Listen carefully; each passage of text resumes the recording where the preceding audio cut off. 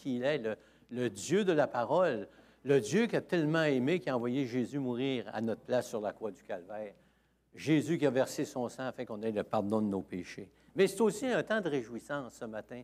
Parce que la vie chrétienne, on va parler de ça, c'est pas juste une parole donnée qu'on dit « Ah oui, Seigneur, t'es bon ». Mais ça va beaucoup plus loin que ça. On va regarder ça ensemble. Et c'est vraiment un temps de réjouissance lorsque des personnes viennent me voir et disent « Hey, pasteur, j'aimerais ça passer par les eaux du baptême. » Et c'est curieux, pareil, c'est comme si la parole de Dieu revenait et je n'ai pas encore vu un bébé venir me voir dire qu'il voulait être baptisé. C'est toujours des adultes qui viennent me voir et disent « Hey, pasteur, j'aimerais ça passer par les eaux du baptême. » Et je dis « Hey, merci Seigneur. » Et on va voir que ces gens-là qui vont passer en arrière de ce rideau-là, il y a un baptistère. Et ce matin, il y a 2 personnes qui vont passer par les eaux du baptême. Et ils vont dire pourquoi ils passent par là. Mais nous autres, on va regarder que la vie chrétienne, c'est une continuité. C'est pour ça qu'ils disent la vie chrétienne. Un enfant vient au monde et il y a un parcours à faire avec tout ce que ça entraîne. Et la vie chrétienne, c'est un parcours aussi. Mais ce n'est pas un parcours solitaire, c'est un parcours avec le Dieu des cieux qui nous accompagne jour après jour, qui prend soin de nous, qui rassure nos cœurs au travers les combats, au travers des difficultés. Et c'est pour ça que ce matin, avant de passer à la cérémonie, appelle ça une cérémonie du baptême, on va regarder quelques points de la vie chrétienne. Et là, on va voir que avec la vie chrétienne, il y a des déclarations qui se font, il y a des transformations qui se font. Et la vie chrétienne est une continuité. On ne fait pas juste dire « Oui, Seigneur, tu viens dans ma vie ». Ça va plus loin que ça. C'est un cheminement. Et on va regarder comment est-ce que ce cheminement se produit dans la vie des individus. Et combien des personnes, on va voir ça ce matin, ont besoin de commencer par la repentance. On entend souvent parler de la parole de Dieu. On ouvre le téléviseur, il y a des gens qui vont partager la grâce de Dieu, ils vont partager le salut en Jésus-Christ, ils vont partager l'amour de Dieu. Et cette vie commence toujours avec un discours qu'on entend. Quelqu'un qui vient nous parler, on va parler de ça un petit peu tout à l'heure, mais c'est une vie qui commence par la repentance. On va aller dans Acte 2, versets 37 et 38. Je sais que mes gars en arrière, ils sont assez rapides sur les claviers, ils vont vous mettre ça. Et moi, je vais vous le lire. « Et ils dirent à Pierre et aux autres apôtres, « Hommes, frères, que ferons-nous? » Pierre leur dit, « Repentez-vous.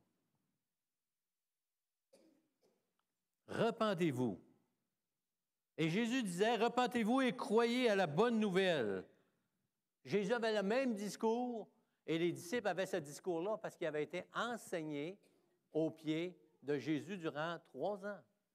Et il y avait ce discours qui était prédominant, « Repentez-vous et croyez à la bonne nouvelle. » C'est quoi cette bonne nouvelle-là? Je vous dis qu'aujourd'hui, on a besoin d'une bonne nouvelle. Et pas la bonne nouvelle GM. Hein? La bonne nouvelle de la parole de Dieu, c'est que Jésus, le Fils de Dieu, a pris la forme d'un serviteur, il est venu sur cette terre, il a marché prêchant la grâce de Dieu, qu'il y avait une possibilité pour les hommes d'avoir accès au ciel, pas par leurs œuvres, pas par la façon de leur religion leur présentait, mais en mettant leur foi dans sa personne, parce qu'il était le Fils de Dieu, qu'il était Dieu, et son message, on le sait, on le connaît aujourd'hui, Jésus est venu sur cette terre pour porter nos péchés, nos iniquités, qui est mort sur la croix du Calvaire, il a versé son sang, et il est ressuscité le 3e jour. Et ces gens ont entendu un discours, et la parole de Dieu nous dit, ils ont eu un cœur, le cœur vivement touché. Et ce matin, vous savez, on peut avoir un cœur vivement touché, et on s'en va, puis ça finit là. Ce matin, on parle de la grâce de Dieu, on parle du salut en Jésus-Christ, on parle que Christ a tout accompli parfaitement sur la croix du Calvaire, qu'il nous pardonne nos péchés, et peut-être qu'il y a des gens qui vont se sentir un petit peu en dedans, « Hey, c'est quelque chose de spécial. » Mais ça va plus loin que ça. Ça, c'est juste le commencement. Et ces gens-là, ils ont dit, « Hey, que ferons-nous? » Pierre, il leur dit, « Repentez-vous. Repentez-vous. » Et le discours que Pierre venait de prêcher, c'était sur la personne de Jésus-Christ, que les Juifs avaient crucifié parce qu'ils ne l'avaient pas reconnu comme sauveur et comme maître. Donc, avoir un cœur vivement touché, ça implique aussi un questionnement. Pourquoi j'ai le cœur touché? Pourquoi le Saint-Esprit vient me rencontrer et me dire, « Hey, il me révèle des choses au plus profond de notre cœur. » Et qu'est-ce que je fais maintenant? La repentance. Mais qu'est-ce que c'est la repentance? Oh, certaines vont vous dire c'est un changement de vie, un changement d'attitude. J'aime pas cette expression-là, changer d'attitude. Il y a beaucoup de gens qui, un jour, ils sont touchés, ils s'aperçoivent qu'ils sont en problème, et ils décident de changer d'attitude, et ils changent d'attitude, mais ils n'ont pas rencontré Jésus-Christ comme leur sauveur personnel. Je pense à celui qui est aux prises avec l'alcool, puis qui n'est pas capable de s'en débarrasser, puis tout à coup, il a le cœur touché, il dit, je vais aller suivre une cure de désintoxication, et il a une bonne attitude. Mais la repentance, c'est plus qu'une attitude, c'est reconnaître qui on est devant Dieu. On est des pécheurs, perdus pour l'éternité. Aujourd'hui, c'est difficile de dire aux gens, il y a un ciel, il y a un enfer. Juste dire ça, je traumatise des gens. Parce qu'aujourd'hui, on ne veut pas entendre le mot enfer. On veut le bannir de notre vocabulaire. Mais dans la parole de Dieu, il apparaît très souvent. Et Dieu nous parle de ce lieu de tourment. Mais il nous parle aussi que par la repentance, lorsqu'on donne notre vie au Seigneur et qu'on décide de le suivre, Dieu nous sort des griffes de l'enfer. Amen. Et il nous amène à cette dimension, à cette assurance que lorsque la mort va nous faucher, on va être dans la présence du Dieu de la parole pour l'éternité. C'est ça la repentance, c'est reconnaître que nous sommes pécheurs et dire, sans toi Seigneur, je suis perdu. Mais vous savez, la dimension de l'être humain est quelque chose de particulier. C'est la justification en nous-mêmes. Pas si mauvais que ça. Ah, je fais des bonnes œuvres. Mais savez-vous que lorsque vous parlez à quelqu'un qui dit qu'il fait des bonnes œuvres, qui dit qu'il est une bonne personne, si vous lui demandez, quand tu vas mourir, où tu vas aller? Il perd son assurance totale. Ces bonnes œuvres, on dirait qu'il n'est plus certain de n'avoir assez fait. C'est comme s'il y avait un point d'interrogation qui vient, un questionnement, et c'est normal. Parce que la parole de Dieu nous dit, « Car c'est par la grâce que vous êtes sauvés par le moyen de la foi. Cela ne vient pas de vous, c'est un don de Dieu. Ce n'est point par les œuvres, afin que personne ne se glorifie. » Fait qu'on a beau faire des œuvres, et que c'est bon de faire des œuvres. La parole de Dieu nous dit qu'on est sauvés pour faire de bonnes œuvres que Dieu a préparées d'avance. Le salut en Jésus-Christ n'exclut pas les bonnes œuvres, mais les bonnes œuvres ne nous sauvent pas. On ne fait pas les œuvres pour être sauvés, on fait les œuvres parce qu'on a connu la grâce de Dieu et qu'on s'est repenti de nos péchés. Amen. Donc, ces gens-là qui étaient au pied des disciples, ils étaient quelques-uns, 5, 6, non, il était au-dessus de 3000 personnes.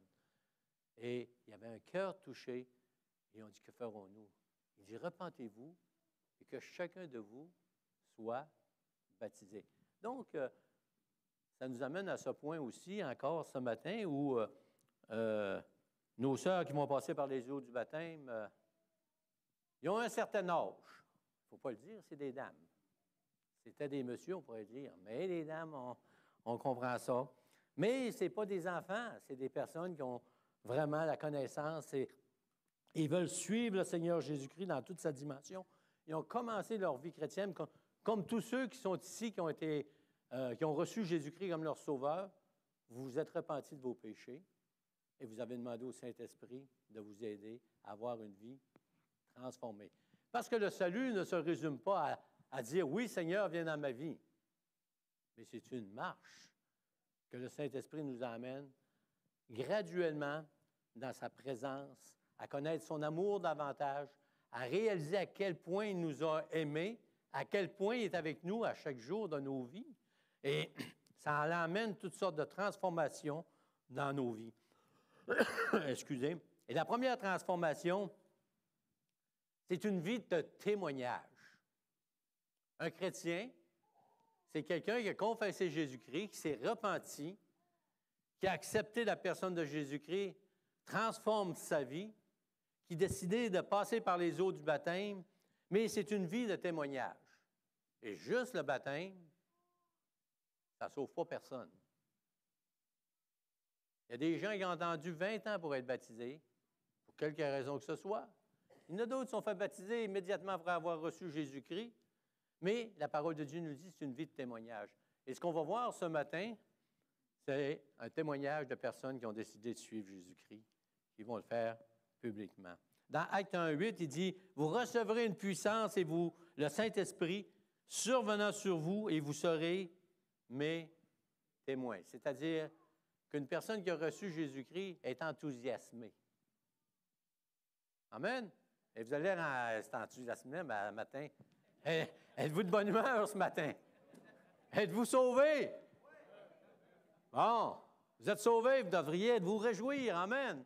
Parce que Dieu vous a pardonné vos péchés, vous avez une place au ciel et vous devez témoigner de la grâce de Dieu. Et c'est la continuité, le témoignage. Vous recevrez une puissance, le Saint-Esprit, et qu'on peut bénir le Seigneur, que lorsqu'on se repent de nos péchés, on reçoit le Saint-Esprit qui nous aide à partager que vraiment on a compris la grâce de Dieu dans nos vies. La grâce, c'est un don, c'est un cadeau que Dieu nous fait d'avoir versé son sang sur la croix à notre place. Dans 1 Pierre 3:21, il parle du baptême comme étant non pas la purification des souillures du corps, mais l'engagement d'une bonne conscience envers Dieu. Ce matin, nos sœurs vont témoigner qu'ils ont reçu Jésus-Christ comme leur sauveur personnel et ils le font publiquement devant toutes les personnes qui sont ici ce matin.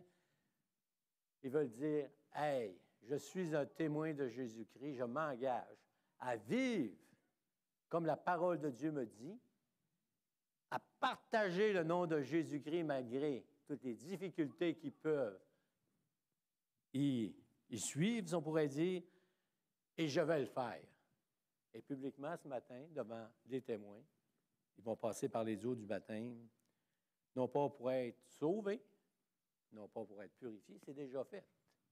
Lorsqu'on reçoit Jésus-Christ comme notre sauveur personnel, lorsqu'on se repent de nos péchés, nous sommes justifiés par sa grâce. Est-ce que ça veut dire qu'on est parfait? Absolument pas. Est-ce que ça veut dire qu'on est sans péché? Non. Mais on est pardonné. On est gracié. Si vous connaissez quelqu'un qui a un dossier, vous savez, qui est en justice, même s'il est déclaré non coupable, il faut qu'il soit gracié. Il faut qu'il soit gracié pour que ça soit enlevé totalement. Et ceux qui reçoivent Jésus-Christ, ils sont graciés, c'est leur péché est mis dans la mer de l'oubli. Dieu s'en souvient plus. Amen. La vie chrétienne, c'est une vie d'obéissance. C'est pas juste dire, je lis la parole. Il y a beaucoup de gens qui lisent la parole, mais comme un livre de chevet. Il y a des bonnes histoires. C'est vrai qu'il y a des bonnes histoires. Il y a des héros là-dedans. Gédéon. Hein? Les prophètes. Moïse, c'est un héros. Il y a plein de héros là-dedans. Mais la Bible est plus que ça. Elle relate des hommes de Dieu qui sont devenus des héros, qui sont devenus des personnes extraordinaires parce qu'ils ont obéi au Seigneur. Ils ont simplement obéi. Et le chrétien, dans sa marche, ils ne doivent pas juste dire « Je lis la parole de Dieu comme un livre de chevet, il y a des bonnes histoires. » Mais Jacques nous dit « Mettez en pratique la parole et ne vous bornez pas à l'écouter. » Quelqu'un qui se fait baptiser, qui passe par les eaux du baptême, est en train de dire à tous ceux qui sont là « Oui, je m'engage à mettre la parole en pratique. » Non pas juste à l'écouter, mais à la mettre en pratique, c'est à y obéir. Sans ça, la parole de Dieu, je vais continuer le verset, il dit, mettez en pratique la parole et ne vous bornez pas à l'écouter en vous trompant vous-même par de faux raisonnements. Donc, ce cheminement commence par la repentance, il va ensuite, automatiquement, on va par le témoignage, parce que tous ceux qui ont reçu Jésus-Christ comme leur sauveur personnel, il se produit quelque chose. Hein? Ils sont énervés. Les vieux chrétiens, ils disent, calme-toi le pompon, arrête. Ils témoignent à tout ce qui bouge. S'il y a un arbre, il y a du vent, ils vont y témoigner. Il faut que tu te repentes. Ah, là, j'exagère tout le temps. Là. Mais vous savez ce que je veux dire. Hein? Quand on reçoit ce don de Dieu, le pardon de nos péchés, on est tellement envahi par le Saint-Esprit, on est tellement content qu'on veut le dire à tout le monde. Le zèle du nouveau croyant. Et moi, ça me rappelle de demander au Seigneur, lorsque je baptise des gens, de dire, Seigneur, redonne-moi le zèle que j'avais lorsque j'ai passé par les eaux du baptême. J'étais fatiguant. Je parlais du Seigneur. Et chacun de nous a passé par cette dimension dans nos vies. Lorsqu'on a obéi, on a commencé à partager, on a commencé à vivre la parole de Dieu. Mais aussi, c'est une vie d'humilité, une vie chrétienne. Lorsqu'on était dans le monde avant de connaître le Seigneur Jésus-Christ, nous étions tous un peu orgueilleux à différents niveaux. L'orgueil. Et on voit ça aujourd'hui, comment est-ce que l'orgueil mène le monde. On dit l'argent mène le monde, mais l'orgueil mène le monde. Et la parole de Dieu nous dit, hey, Jésus s'est humilié. Il a pris la forme d'un simple serviteur pour que moi, j'aie la vie éternelle, pour que moi, j'aie le pardon de mes péchés, pour que moi, je puisse vivre une vie pleine, si on pourrait dire, à tous les niveaux. Ça ne veut pas dire qu'on n'aura pas de problème dans nos vies, mais ça veut dire que malgré toute l'adversité qu'il va y avoir dans nos vies, on va pouvoir continuer si on marche dans l'humilité, parce que Jésus, vous savez, il s'est humilié, et la parole de Dieu nous dit jusqu'à la mort sur la croix. Et Dieu dit dans sa parole, celui qui passe par les eaux du baptême tout le long de sa vie, il va falloir qu'il soit revêtu d'humilité. 1 Pierre 5,5, il dit, « Revêtez-vous d'humilité, car Dieu résiste aux orgueilleux, mais il fait grâce aux humbles. » Plus on s'humilie devant le trône de grâce, plus le Seigneur fait une action dans nos vies, plus le Seigneur nous transforme, nous aide à avancer dans cette vie-là. Mais lorsque on oublie de marcher dans cette humilité-là, que l'orgueil revient, fait surface, vous savez, sans s'en rendre compte, on s'éloigne de Dieu. Mais la vie chrétienne, c'est s'humilier à chaque jour devant le trône de grâce. Et les sœurs qui vont passer par les eaux du baptême, sachez que c'est juste le commencement. Chaque jour qui va suivre votre baptême, la vie va continuer dans toute sa dimension. Et il va falloir que vous continuez à mettre la parole de Dieu en pratique. Pas juste l'avoir fait publiquement, le dire, « Ah, je reconnais que j'ai reçu Jésus-Christ comme mon sauveur personnel. » Mais c'est un engagement à dire, « Hey, je vais le suivre. Je vais tout faire pour suivre la personne de Jésus-Christ, pour marcher dans cette dimension que Dieu nous demande, une dimension de sainteté. » C'est quoi la sainteté? Je dis encore un mot que le monde a peur de dire aujourd'hui, c'est d'haïr le péché. D'avoir une vie qui va être conforme aux Saintes Écritures. Haïr le péché, même à pleurer pour s'en débarrasser. Ça, il faut de l'humilité.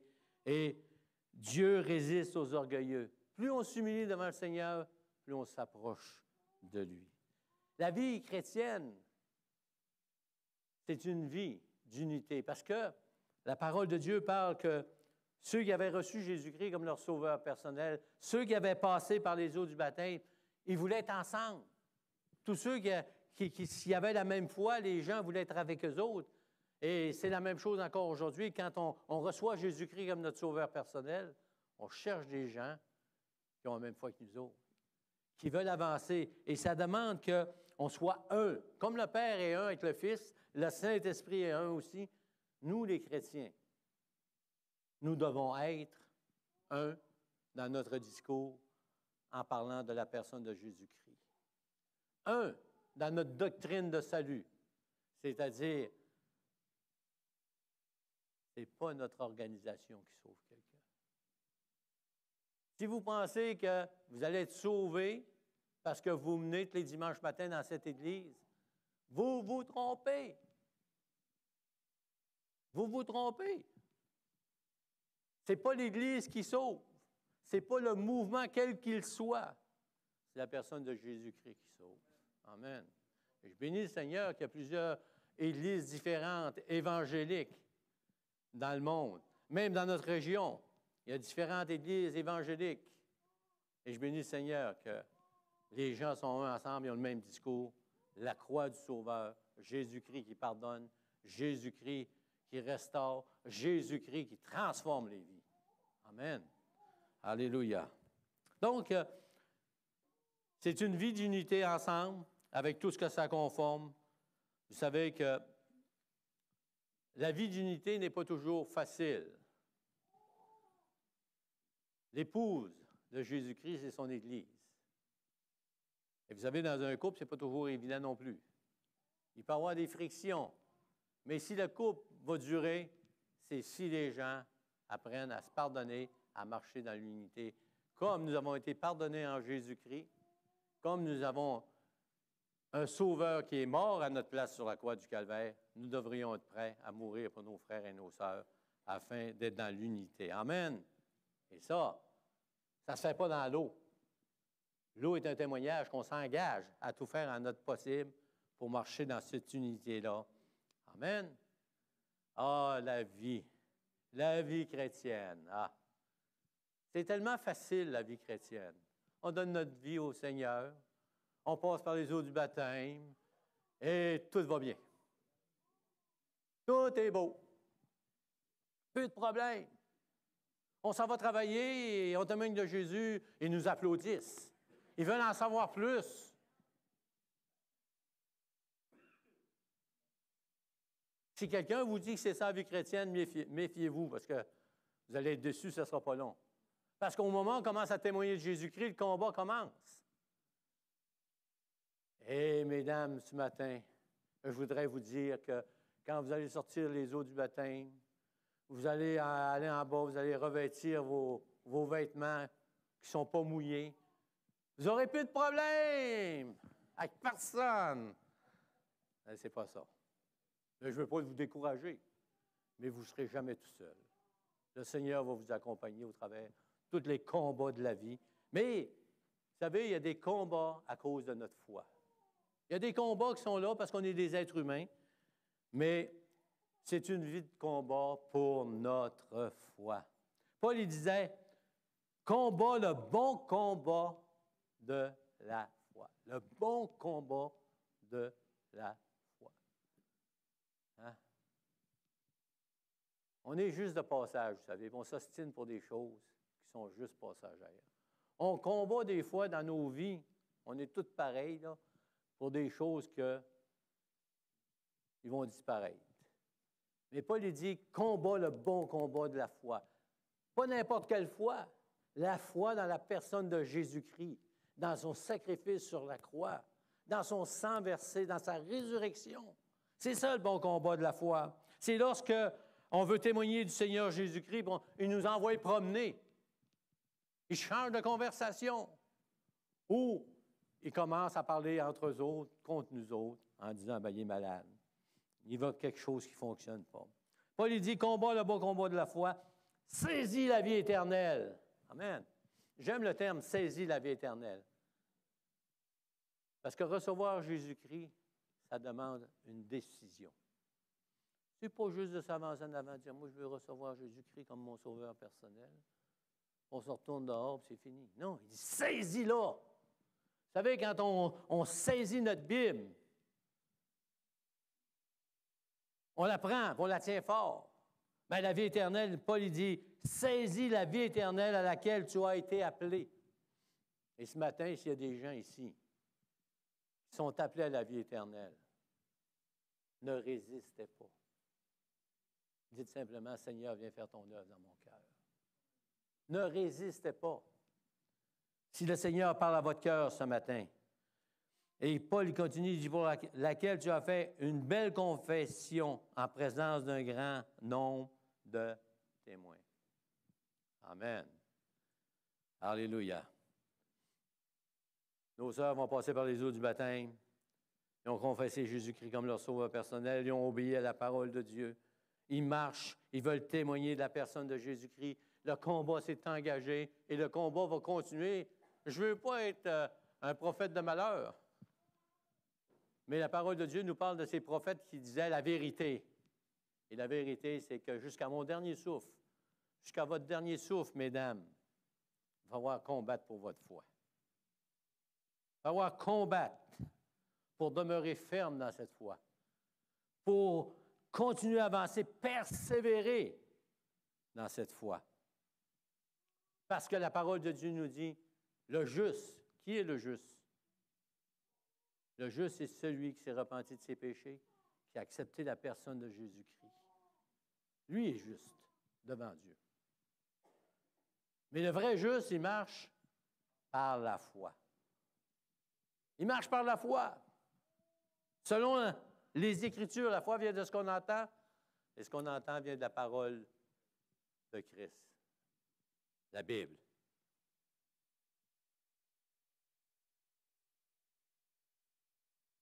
Mais la bonne nouvelle, c'est que la vie chrétienne, c'est une vie de victoire. C'est une vie de victoire. Ah, il y a des combats, des fois, on perd le combat, on pense qu'on perd le combat. Mais on n'a pas à se décourager parce qu'on a la victoire en Jésus-Christ. Et la victoire, vous savez, c'est quoi? C'est l'éternité avec le Seigneur Jésus-Christ. Ici-bas, ça va disparaître. C'est comme l'hiver. Un matin, l'hiver est là. Dans 3 semaines, j'espère qu'elle n'aura plus d'hiver. Mais on peut avoir des reliques. Ça dit-tu des reliques de l'hiver? Oui. C'est un terme religieux, mais c'est ça, des reliques. Il va y avoir une petite bordée de neige au mois d'avril, mais ça va fondre le lendemain. Et la parole de Dieu nous encourage. Oui, on va avoir des combats, on va avoir des guerres, si on pourrait dire. On peut perdre un combat parfois. On pense qu'on l'a perdu, mais lorsqu'on regarde au Seigneur, la parole de Dieu nous encourage. Mais il dit, peu importe ce qui t'arrive, mais dans toutes choses, non seulement nous sommes vainqueurs, nous sommes plus que vainqueurs par celui qui nous a aimés, et c'est la personne de Jésus-Christ. C'est Jésus-Christ qui nous a aimés le premier. C'est Jésus-Christ qui a marché dans son combat lorsqu'il était sur cette terre, mais qui a marché dans l'obéissance jusqu'à la croix. C'est ce que l'Écriture me dit. Afin que moi, je sois purifié, je sois justifié par son sang précieux. Car j'ai l'assurance que ni la mort, ni la vie, ni les anges, ni les dominations, ni les choses présentes, ni les choses à venir, ni les puissances, ni la hauteur, ni la profondeur, ni aucune autre créature ne pourra nous séparer de l'amour de Dieu manifesté en Jésus. Alléluia. Ça, c'est une bonne nouvelle. Hein? Rien ne peut nous séparer de l'amour de Dieu. Rien ne peut nous séparer de l'amour de Jésus-Christ. Peu importe ce qui m'arrive, Dieu est fidèle. Même si je ne le vois pas des fois. Quand on est dans le combat, vous savez, on entend plus les coups de fusil que d'autres choses. On ne voit pas la victoire. Quand on est dans un combat spirituel, des fois, on perd la carte. Mais si on sait regarder au Seigneur, vous savez, à la parole de Dieu, qui nous dit, nous sommes plus que vainqueurs par celui qui nous fortifie. Et c'est la personne de Jésus-Christ. Elle n'est pas dans les religions. Vous allez être déçus. Elle ne fortifie pas, elle décourage.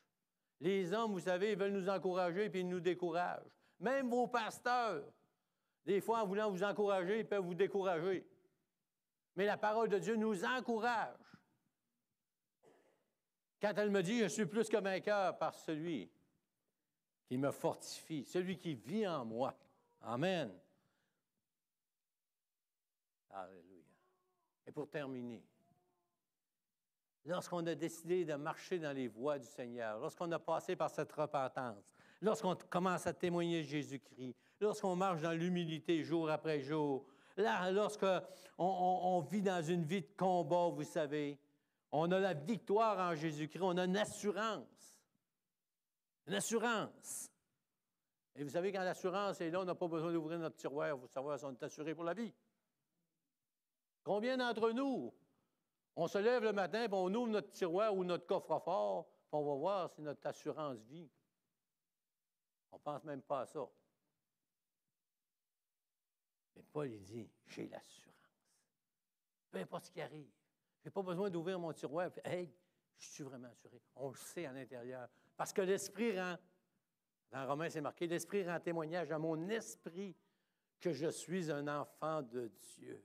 Et il se produit quelque chose, le résultat de toute une vie dans le Seigneur, c'est que Paul il dit, étant donc justifié par la foi, lorsqu'un homme, lorsqu'une femme passe par la repentance, qui met sa foi en Jésus-Christ, Dieu met dans son cœur une vraie assurance, une assurance totale. On n'a plus besoin d'ouvrir le tiroir pour savoir si on est sauvé. On a cette assurance qu'on est pardonné de nos péchés. Et là, il arrive quelque chose d'extraordinaire. Et la paix de Dieu. Nous avons, étant donc justifiés par la foi, nous avons la paix avec Dieu. Amen. Par notre Seigneur Jésus-Christ. On vit dans une paix. Quand Paul écrivait, ni la hauteur, ni la profondeur, ni la mort, ni la vie. Vous savez, une chose qu'on ne peut pas ignorer, c'est qu'on est venu au monde et qu'on va mourir à moins que le Seigneur revienne avant qu'on meure. Mais une chose est certaine, il y a bien des chances que quelques-uns de nous passent par la mort. Mais on a cette assurance que même si la mort survient, on a la vraie police d'assurance. On a un vrai trésor. Notre maison est en haut dans le ciel, où Dieu nous a préparé une place. Hein? Une place d'honneur où on va être avec lui pour l'éternité. Et c'est ça, une vie en Jésus-Christ, c'est ça que ça nous apporte. Malgré tout ce qui peut y arriver, on a cette assurance-là que nos péchés sont pardonnés, qu'on va être dans la présence du Seigneur pour l'éternité. Hey, n'est-ce pas le plus beau message qui peut exister? Il essaie de nous faire croire toutes sortes de choses, des annonces, puis des religions. Les religions, vous savez, c'est quoi? C'est des annonces.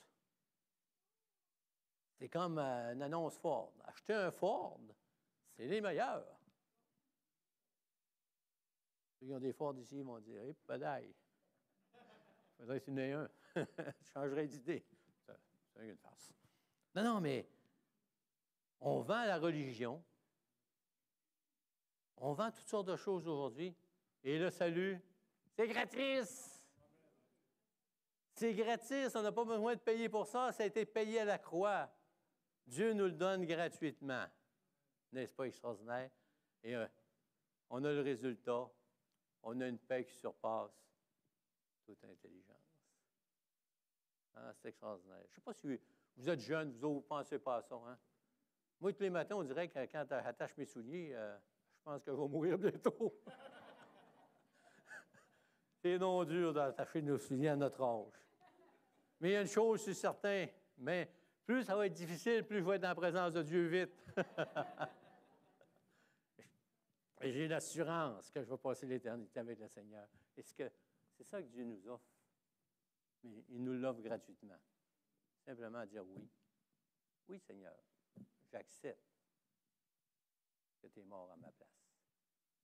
J'accepte que mes péchés sont pardonnés. Je reconnais que je suis un pécheur. Sans ta grâce, je suis perdu. Mais Seigneur, maintenant que je sais que ma vie continue avec tout ce que ça comporte, mais tu vas me donner une paix qui surpasse toute intelligence. Amen. On va inviter les deux sœurs à descendre, se changer, à moins que vous demeuriez habillés de même. Moi, je vais aller me changer parce que je me sentirais un petit peu mal d'entrer dans l'eau avec mon veston. Et on va inviter les musiciens à bien vouloir. Jean, est-ce qu'il est parti, Jean Girard? Jean, il n'est pas là?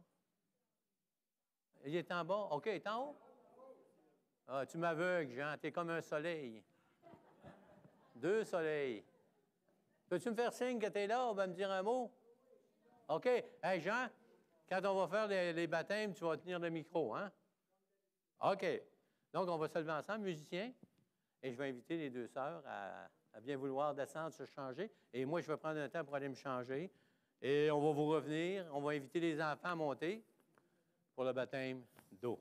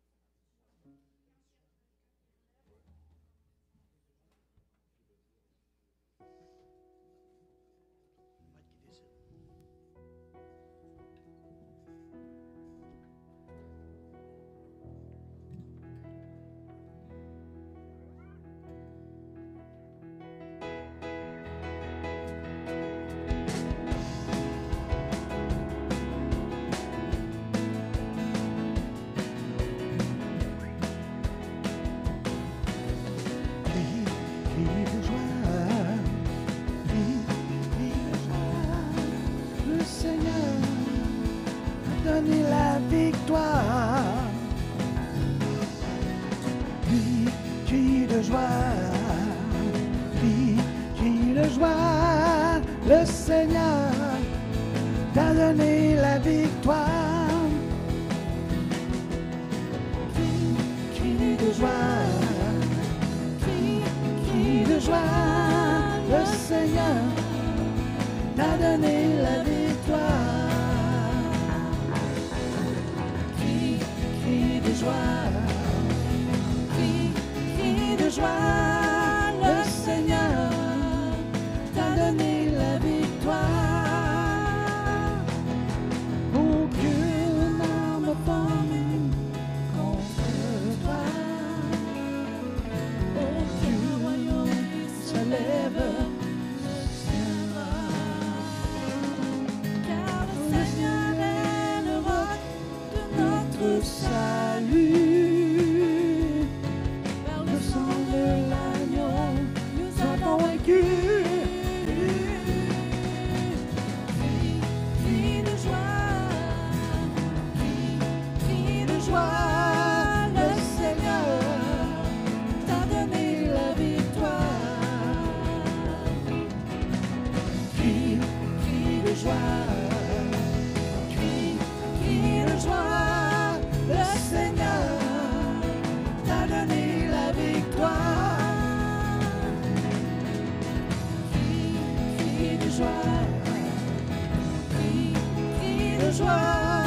Le Seigneur t'a donné la victoire. Crie de joie, crie de joie. Le Seigneur t'a donné la victoire. Aucune arme formée contre toi, aucun royaume qui se lèvera ne tiendra. Car le Seigneur est le roc de notre salut.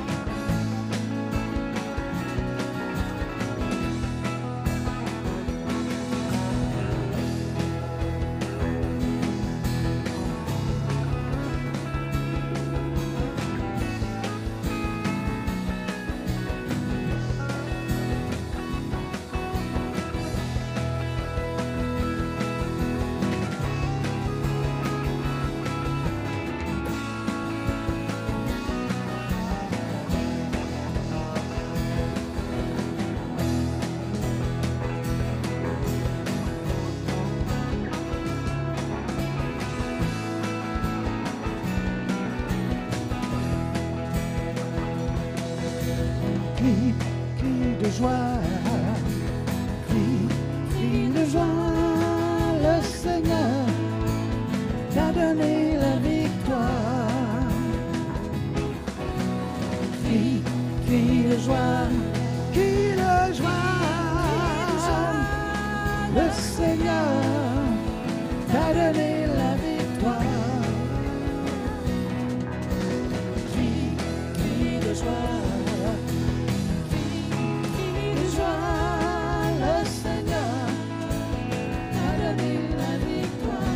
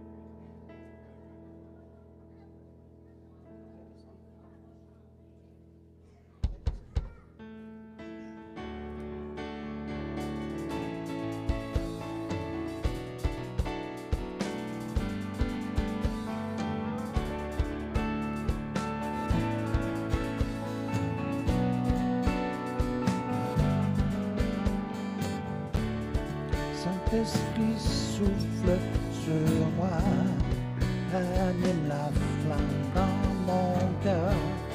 Saint-Esprit souffle sur moi.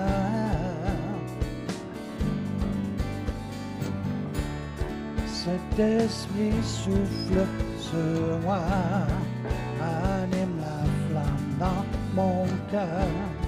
Saint-Esprit souffle sur moi.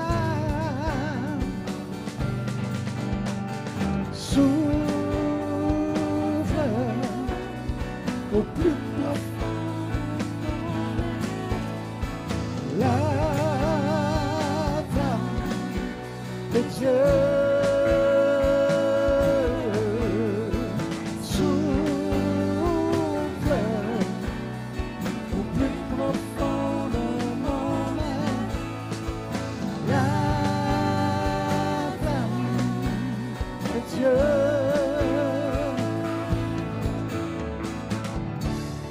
Cet esprit souffle sur moi, allume la flamme dans mon cœur. Cet esprit souffle sur moi.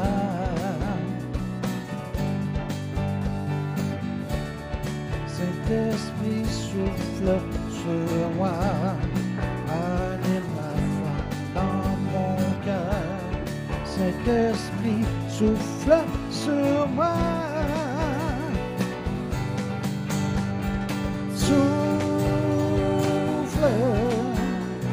au plus profond de mon être, la flamme de Dieu. Souffle au plus profond de mon être, la flamme de Dieu.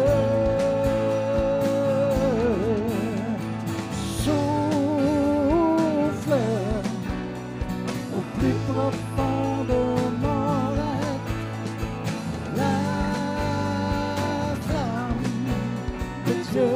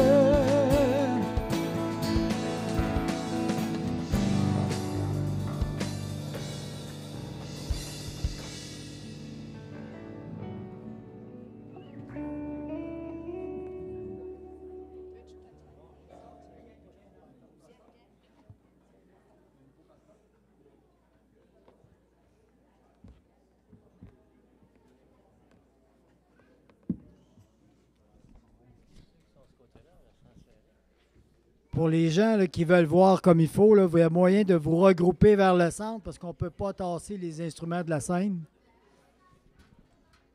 Donc, si vous êtes vers le centre, il n'y a aucun problème. Oh, que l'eau est... On est en hiver, hein? L'eau est encore un peu...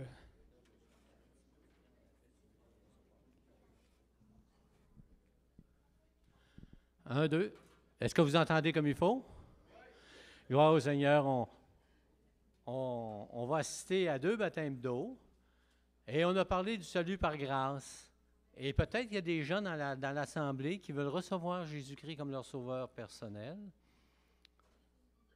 Vous avez simplement à dire dans vos cœurs, « Seigneur, je veux te recevoir comme mon sauveur et comme mon maître. Je te demande pardon pour mes péchés et je reçois ta grâce. » Et si vous faites cette démarche-là, en ayant un cœur ouvert devant le Seigneur, Dieu va faire une œuvre dans votre cœur. Et si vous le faites, là, je ne vous ferai pas avancer en avant, mais c'est important que vous le partagiez avec quelqu'un. Que vous dites, moi, matin, j'ai reçu Jésus-Christ comme mon sauveur personnel et je veux qu'il continue son œuvre dans ma vie à chaque instant. Donc, vous pouvez le faire. C'est votre décision. Eux autres, ils l'ont fait, la décision. Et là, Blandine, elle va venir donner un petit court témoignage de qu'est-ce que le Seigneur a fait. Donc, Blandine, je te laisse la parole. Faut pas que tu touches. Non, je ne toucherai pas. Bien-aimés dans le Seigneur, bonjour. Si je me baptise ce matin, c'est par obéissance à Dieu. Ça fait 13 ans que j'ai donné ma vie à Christ, que j'ai confessé Christ comme Seigneur et Sauveur. À la base, j'ai des racines catholiques. J'ai cheminé avec Dieu en commençant par l'Église catholique. À 16 ans, j'ai reçu mon baptême par aspersion, ma communion et tous les sacrements. Et à 24 ans, quand j'ai rencontré mon mari, lui qui est d'une église protestante, j'ai voulu cheminer avec lui. Et à ma 2e année, j'ai confessé Jésus comme Seigneur et Sauveur. Mais je n'étais pas toujours convaincue de ce qu'il faut que je me baptise par immersion. Je me disais toujours, bon, le baptême que j'ai reçu, c'est suffisant. J'ai cheminé, mais ça fait 3 ans. Le Seigneur n'a cessé de me parler. Parce que beaucoup de personnes m'ont convaincue, il faut que tu obéisses à Dieu en te baptisant dans l'eau. Je dis non, je suis correcte. Je marche déjà avec Dieu, je fais ce qu'il me demande, je me débrouille comme je peux. C'est correct. Mais 3 ans, je bagarre avec le Seigneur et il m'a finalement convaincue de ce que si j'ai cru, comme dit la parole, je dois me baptiser. Alors ce matin, je veux me baptiser par immersion pour obéir à la parole de Dieu. Amen. Merci. Amen. Ça t'avancer ici. Non, l'autre bord, comme ça. Avance-toi parce que je veux pas que... Bon, tu me donnes ton autre main aussi. Prends mon bras ici, là. Celle-là. OK. Sur ta déclaration de foi, Blandine, je te baptise au nom du Père, du Fils et du Saint-Esprit.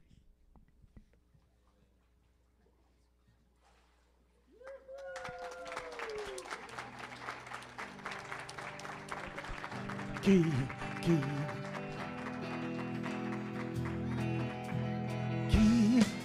de joie, qui de joie, le Seigneur t'a donné la victoire.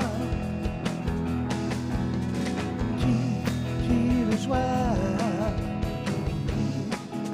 joie, le Seigneur t'a donné la victoire.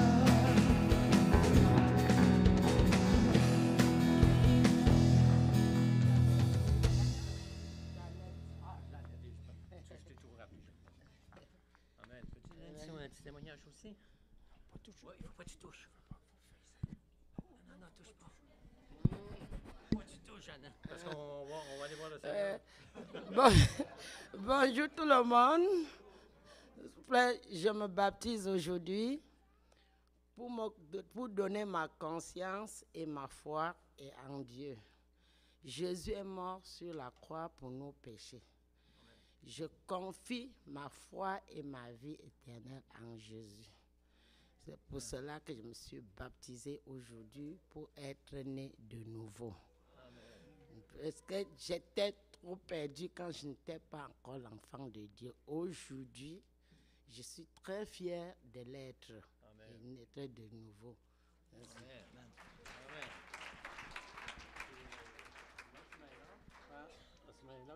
Comme tu veux. Sur ta foi, je te baptise au nom du Père, du Fils et du Saint-Esprit.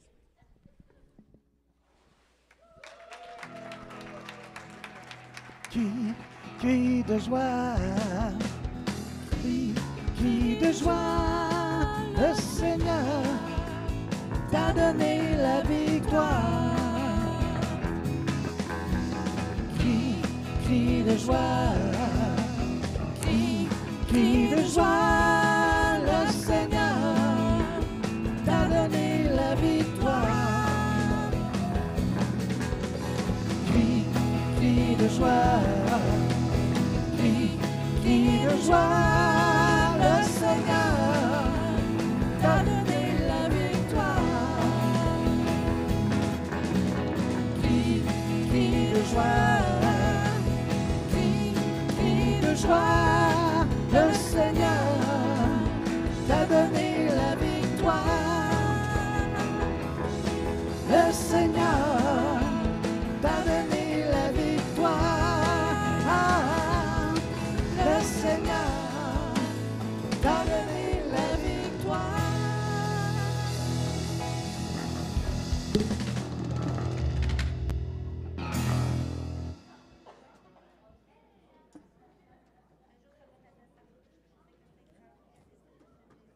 Hey Jean, tu dis-tu le mot de la fin? Pour Non, c'est pas moi, c'est qu'il y a quelque chose en bas, il y a la fraternité, de dire aux gens, ou ta sœur a dit. OK.